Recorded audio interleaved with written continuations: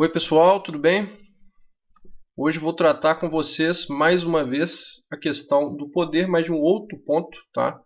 Tratando em um tema interno ao artigo que podem ver na tela, utilidades, interesses e poderes, e cujo link vou deixar na descrição para quem ainda não leu. Desta vez vou abordar o ponto número 9. Esse é um artigo que eu escrevi na semana passada, tá? E que trata aí de forma direta ou mais indireta, né? Dependendo do fragmento, justamente daqueles temas ali do título.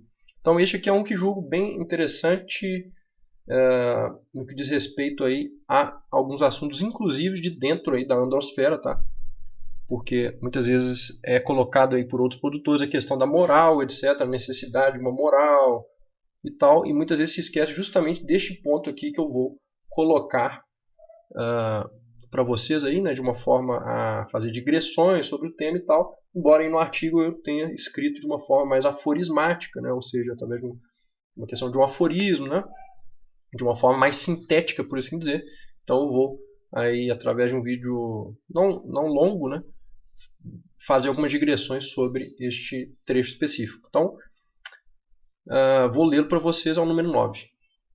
O poder não existe porque não há a colocação da verdadeira moral, mas é a moral que existe como meio de poder. Então vamos lá, por parte, tá? O poder não existe. O poder, né, primeiramente, né, mais uma vez aí trazendo como a questão da possibilidade de ação, como potência, né, e daí em diante. Vocês já sabem aí, né, quem já acompanhou outros vídeos meus sobre o assunto.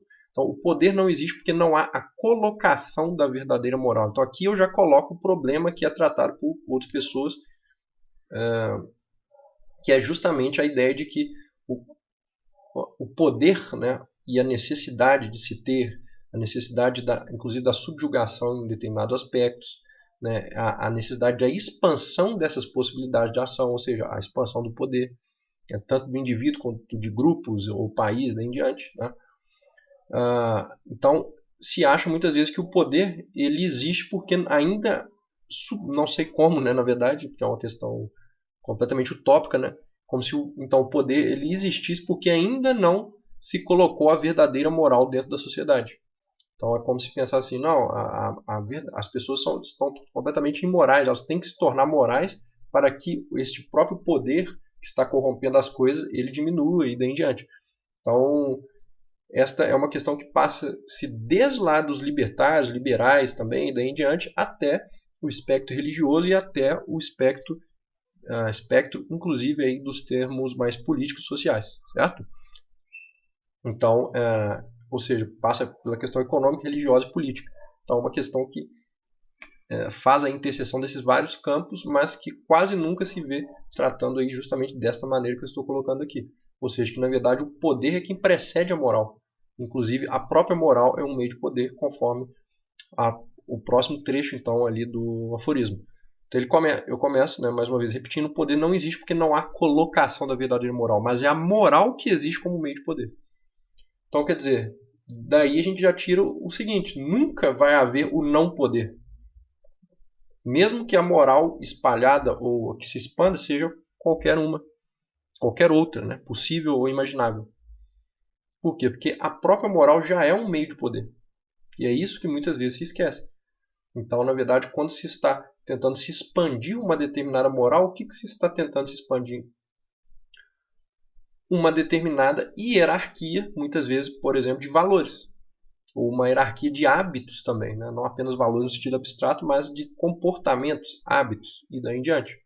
Na própria questão ética mesmo, por isso que muitas vezes se confunde, né, moral com ética, porque a ética seria, para alguns, digamos que uma moral que aquilo que está além da moral no sentido de ser mais geral, né, enquanto a moral seria algo de mais vinculado a comportamentos e que é mais mutável, digamos assim, enquanto a ética não seria tão mutável quanto a moral, mas não vou entrar nesse assunto aqui, tá? Apenas lembrando aí que existe um vínculo, né, entre a questão da ética, que tem a ver justamente com comportamentos, e a moral. E então, quando a gente parte por esse outro ponto, né, de vista, quando a gente inverte a questão, a gente percebe justamente isso, que o quê? Então, a expansão de determinado poder requer muitas vezes a expansão de determinada moral. E quando se expande determinada moral, se expande determinado poder. Certo?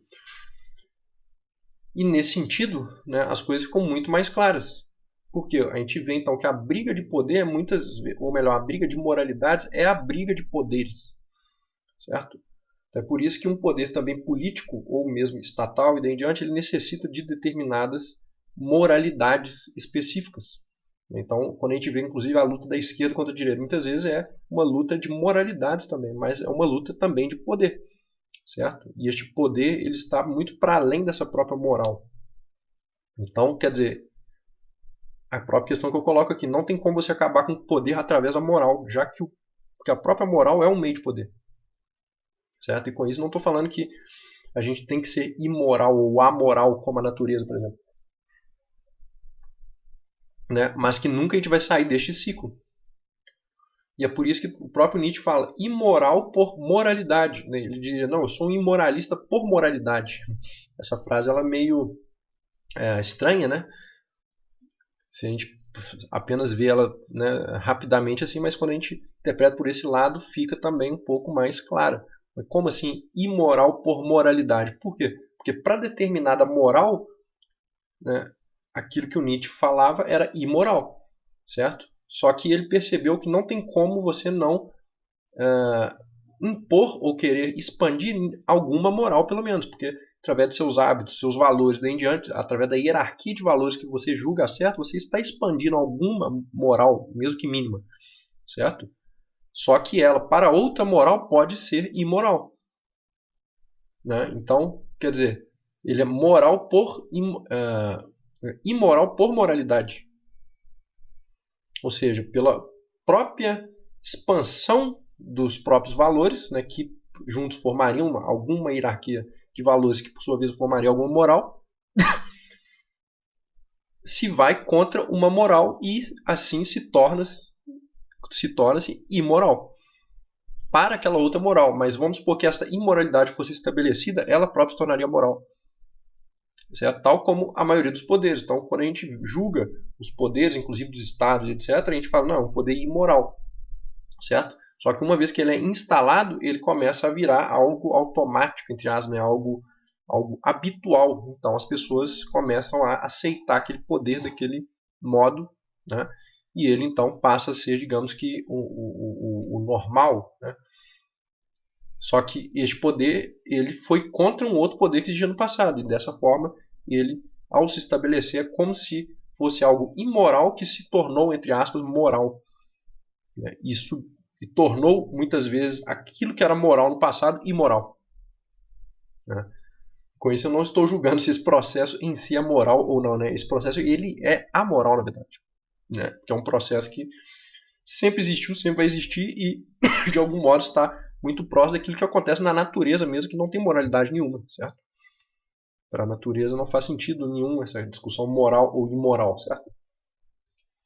Então, tal como nela, isso não faz sentido, também não faz sentido a gente dizer se isto que acontece, esse processo, ele é moral ou imoral em si. Porque em si mesmo ele é amoral, ele não depende disso. A moralidade vem posteriormente, certo? E ela não dá conta, né, de interpretar isso aí. E de fazer com que um processo tal se torne moral. Né? Então é basicamente isso, né? Acho que vocês compreenderam. E então o que eu digo aí para vocês é que tentem levar isso aí para esses outros pontos, né, outros âmbitos, inclusive dentro aí da androsfera e daí em diante. E sempre que alguém dizer algo nesse sentido, né, que o poder, etc., tal como ele se estabelece ou se ele estabeleceu, ele pode ser vencido por uma moral. Na verdade, não. É a moral que, enquanto meio de poder, pode sim arrefecer outros poderes. Né? Mas ela vai continuar sendo um poder. Certo? E também porque muitas vezes se pensa apenas o poder no sentido mais material, palpável, digamos assim. Né? Mas os pensamentos também são meios de poder. Né? Então a moralidade, na medida em que ela vem de uma hierarquia de valores e que ela vai aí impor determinados conceitos, vai passar para frente determinados pensamentos também, determinados hábitos, todos esses são meios, digamos assim, de poder que estão sendo passados através dessa moral. Então isso mesmo faz dela um próprio meio de poder. Né? E não tem como a gente fugir disso, certo? A gente pode negar ou não determinadas coisas nesse meio, mas a gente sempre vai estar, né, o tempo inteiro no meio de toda no meio de todo esse processo, né? Então é mais ou menos isso, pessoal. Queria conversar com vocês um pouco hoje, né? E podem deixar aí suas críticas, sugestões, o que vocês acham disso. Mais para frente vamos voltar e trabalhar essa questão da moral, do imoral, do amoral, né? E a relação com o poder, ou seja, com a questão da cratologia também, que é algo que eu trago aí bastante no canal. Em geral, de modo fragmentário, né? Porque senão esses vídeos ficam muito densos, porque é um assunto mais abstrato, certo? E então, para não ficar tão pesado, né, prefiro fazer vídeos um pouco menores sobre estes assuntos, né, mas na medida em que vamos falando, vamos juntando esses pontos todos já elencados ao longo dos vídeos no canal. Tranquilo, pessoal? Então, vou deixar aí na descrição, para quem ainda não leu o artigo, o link para a leitura completa. Um grande abraço a todos e até o próximo vídeo.